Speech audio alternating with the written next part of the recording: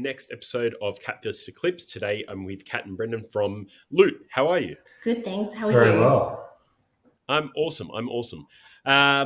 So I don't know where you are. You're in Adelaide, but in Sydney it's rainy, it's gloomy. I'm glad I'm inside.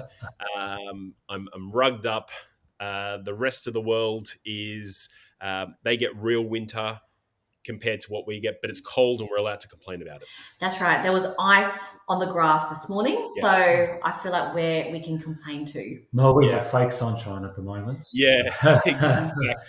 The rest of the world gets real winter, but they haven't experienced an Australian winter. When you're used to warm days, having ice on the grass, that's real winter for us. Oh yeah, sends shockwaves. 100%. Yes, it does.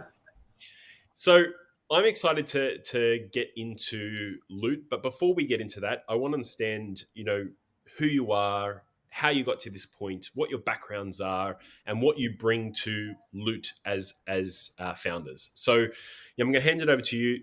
Tell us a bit about you. Okay, so I guess to give some context, Brendan and myself, we've known each other for 11 years. We effectively started our self-employment journey all at the same time. My background's as a financial planner, and I have my own financial planning business. So I've been in the financial planning profession for 20 years, and having had my own business for over 10 years now as well. So deal with lots of clients, their personal advice, personal goals, and I love doing what I do. And I guess the relationship that Brendan and I have, we've got a lot of mutual clients together, and I'll let Brendan share a little bit about his experience. Yeah, so Non and I started an accounting firm about 13 years ago, and out of that firm, we went a couple of years lodging zero tax returns with not much to do. But then we were fortunate enough that it's grown over time. So now we see 3,000 people a year. And out of that, we've identified a couple of opportunities where we think things could be done differently, especially around helping people get into their first home, which seems to be a big stress point. And then the fourth co-founder in the group, we've worked with JP for a number of years as well. His family owned Drake's Supermarkets, and he's been involved in a few startups over time. But especially, he works with a lot of people in their first jobs and young people. And we've chatted to him quite a bit about the same stress points that people are seeing. And we're very fortunate to have him come on board as well as one of the initial founders. That's right. Okay. Yeah. So throughout your careers, you're seeing the pain points that ordinary Australians, and I dare say this is replicated, across the globe. Anyone with a similar society legal framework,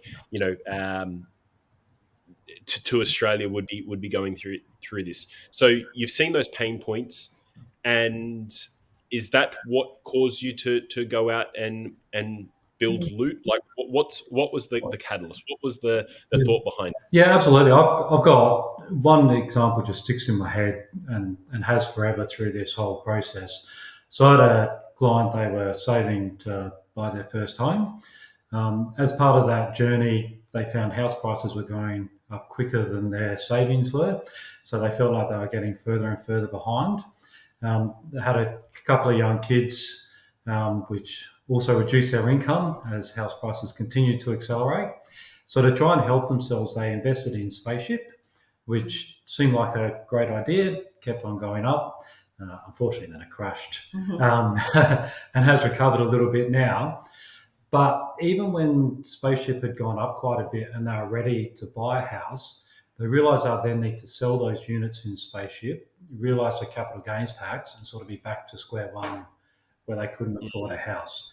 And this was a couple on pretty good income, well above the Australian average. You would think buying a house should be quite achievable for them. But it just wasn't and still isn't. So now, especially in the last year and a half, prices have really accelerated again and they're still renting. And wages haven't grown. And I have a very similar sort of story to Brendan. And so in the financial advice space, the cost of advice is quite significant. And unfortunately, the cost to go and see a financial advisor has just continued to increase because of the heavy compliance regime in which we live and breathe.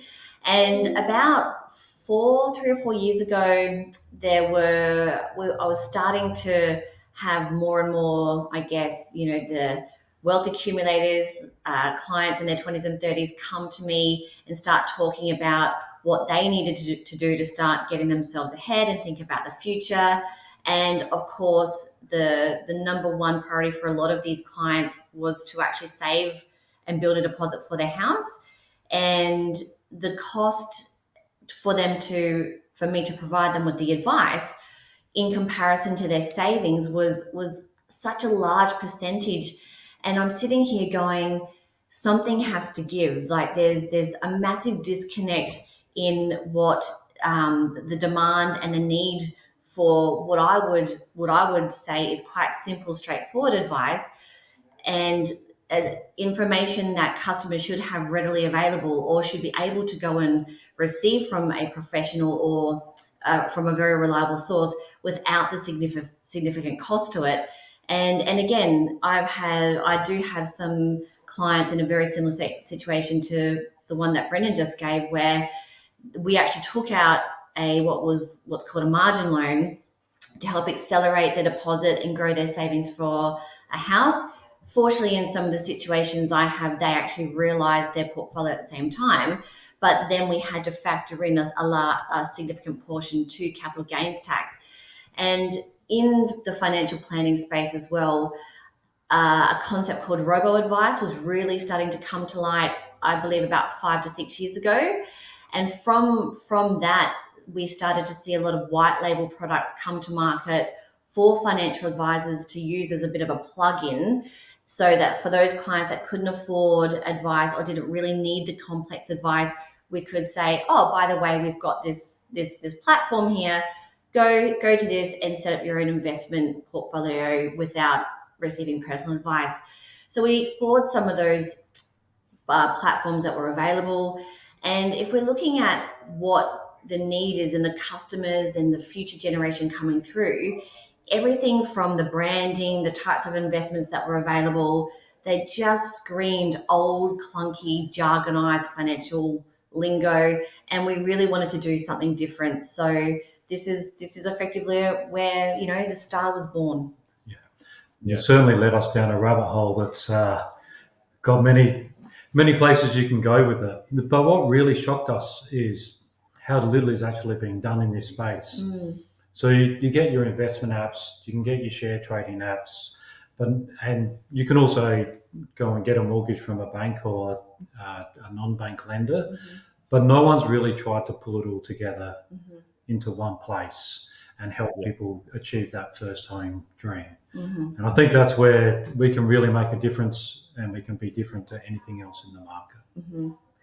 Yeah, that's one of the things that I've sort of had a look at, is that there are a lot of apps out there. They aren't clear in terms of, there's a lot of financial jargon from an ordinary Australian's point of view. They have their goals of buying their first house and saving and taking care of their family, but they don't understand a lot of the products. And unless you come from a finance background, you don't understand a lot of the products. They are quite complex. So,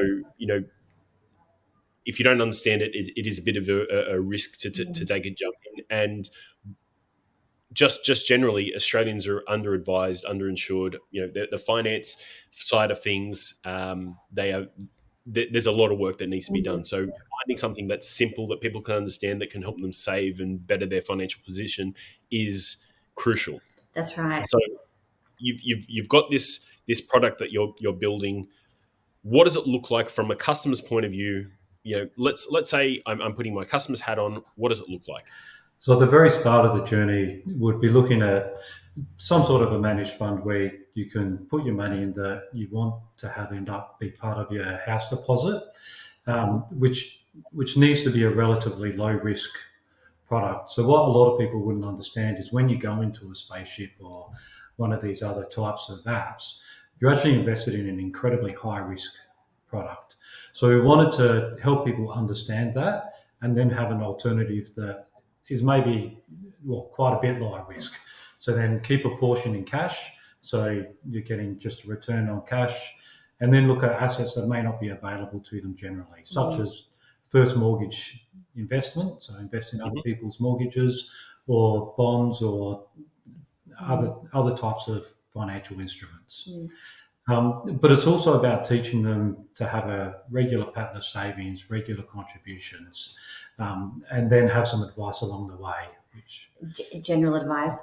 And so from the moment like a customer would sort of download the loOt app, we've designed it in a way where we want it to be simplified, straightforward, and we want it to be we're designing it in a manner where it actually speaks to our customer and isn't just an app where you go in, you invest, and you're just done with it. We want it to be more interactive, and based on the experience that we've got and the fact that we're client facing, and we hear all these stories and we hear all this feedback from our day-to-day customers, we've designed it with that feedback in mind, so that, okay, it's going to be a bit more interactive. We want it to be a reliable, trusted source of jargon-free educational information, but that educational information is going to be delivered in a language that's relatable. It's a bit punchy, it's a bit edgy. However, based on our research on our target market, this is the type of language that they use.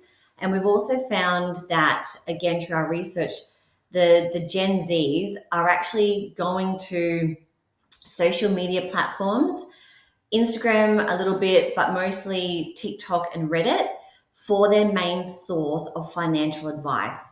So we are going to be using those social platforms to help build our brand and customer awareness.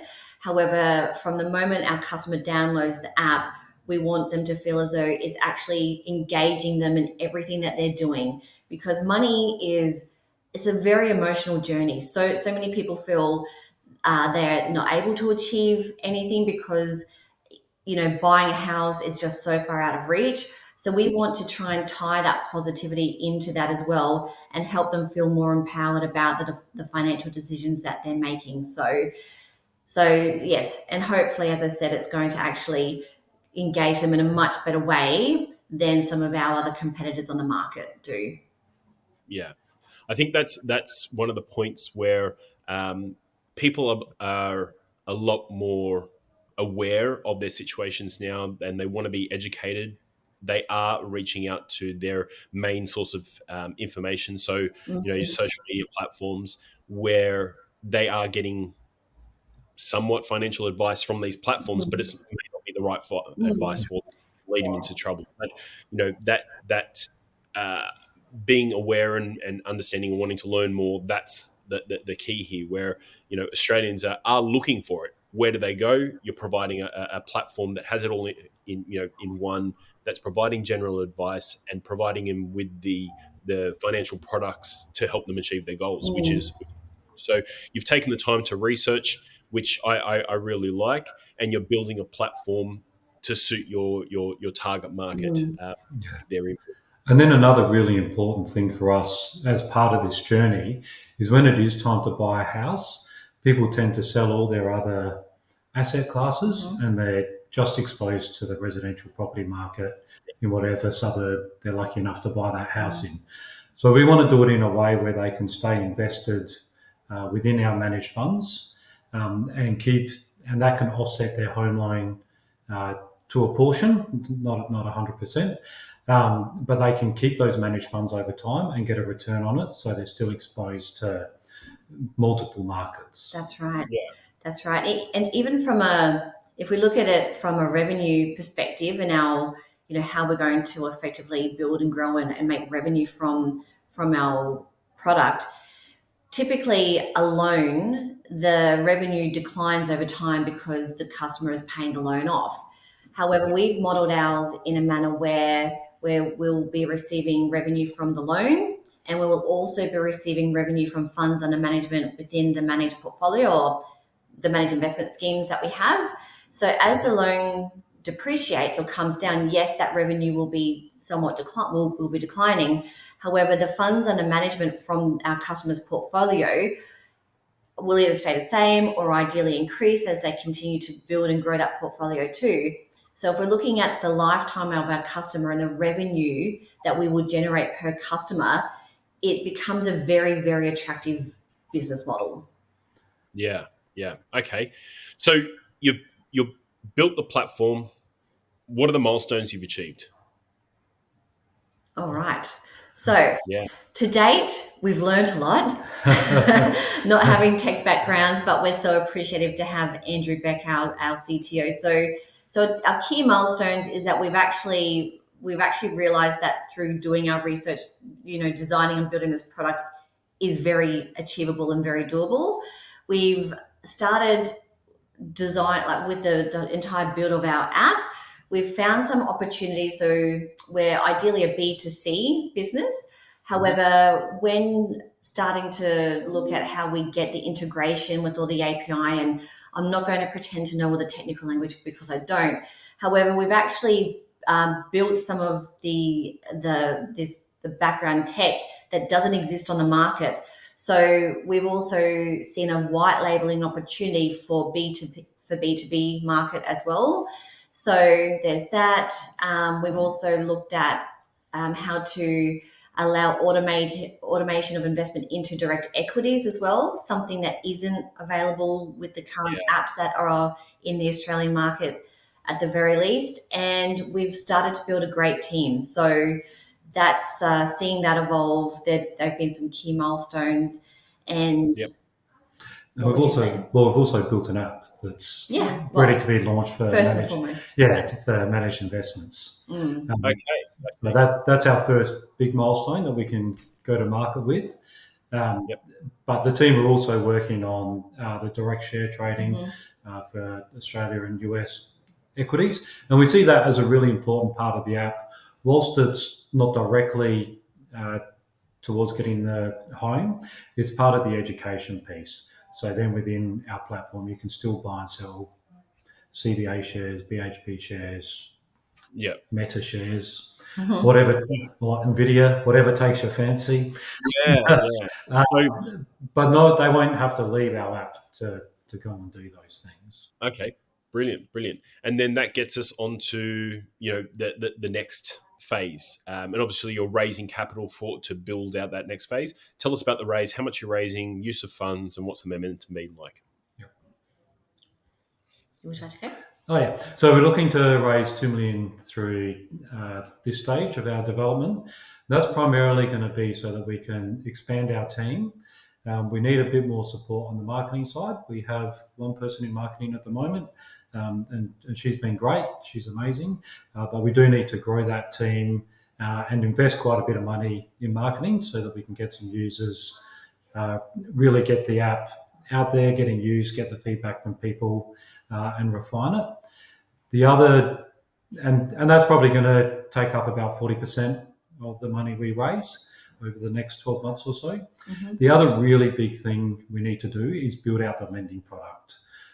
So that's going to require us getting a credit license and then building software so that we can achieve our ultimate offset and tick all the regulatory boxes for doing first mortgage lend that also takes security over people's units in their managed investment.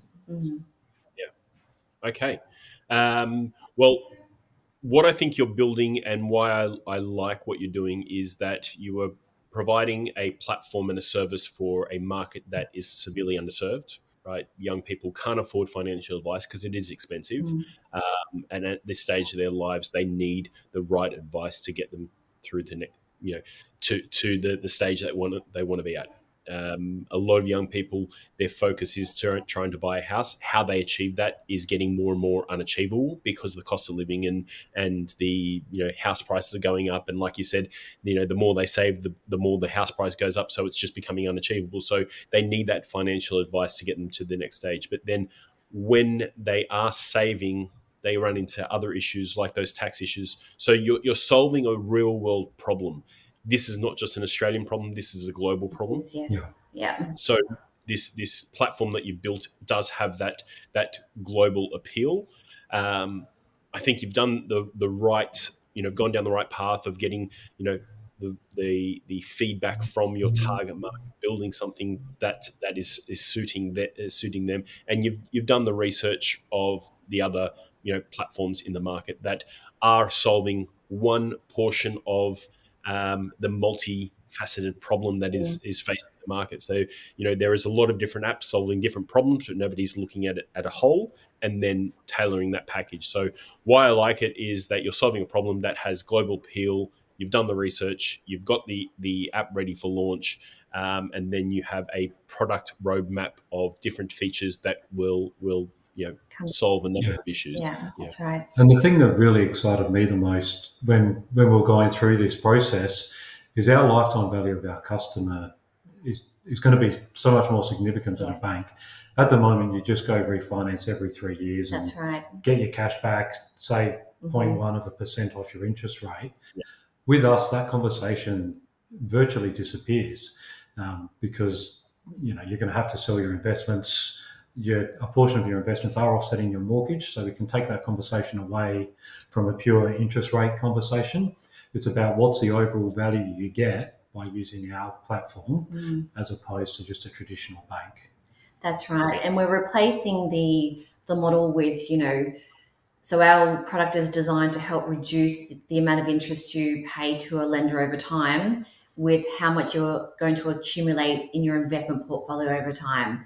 So it's, I think I've used this term before, it's almost like the perfect blend, lending meets investing. And it is very, very exciting. And even from the financial advice piece, again, through our research, the advice that's needed in this space is not personal. It's all general advice. This is information that's freely available for people to Google. It's the information that some, the finfluencers are using as well. And we really just want to bring this into a language that's relatable, understandable, and helps them on their journey. Yeah. I mean, I understand this because I've come from a finance background. Yes. I spent a lot of time in wealth and funds management, and even reading some of these PDSs get hold on, what are they going on here? It's very technical. It is. So if you come from a finance background, it just looks like a completely new language, and it turns a lot of people away. So they shy away from products they don't understand, and then they tend to fall into simplified products like term deposits that may not be the best solution for them, that won't help them achieve their goals. Yes. So or they go to family and friends who give them the wrong advice, and they buy some spec mining stock out in the Kimberley or whatever it is, and it all goes bust. So yes. Yeah. Okay, I'm not going to take too much more of your time, but thank you very much for jumping on. Any investors who have watched this episode that want to know more, please reach out to myself or on my team, and we can connect you straight through to the guys at loOt. But thank you very much for jumping on. It was great to chat to you. I'm excited about what you're doing, having an experience in that side of the market. I know exactly what you're doing. I know that this will take off because there's a demand, there's a need for it. So thanks, guys. It's great to chat to you. Thank you for your time. Really appreciate it. All right, thanks. Cheers.